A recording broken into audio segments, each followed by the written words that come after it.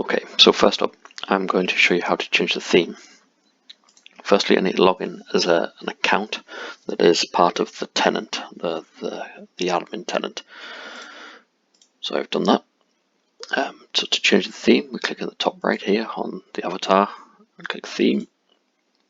And this shows you a preview of what everything's going to look like with the specific colors selected. So we've got a green theme going on here for the tenant. I'll just quickly show you how to change the colors here and what they look like.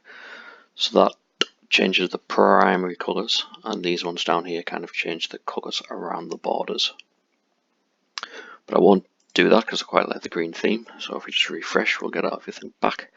But what we can do is for all the other clients or businesses that are in this tenant, we can swap and we can see that there's different themes applied.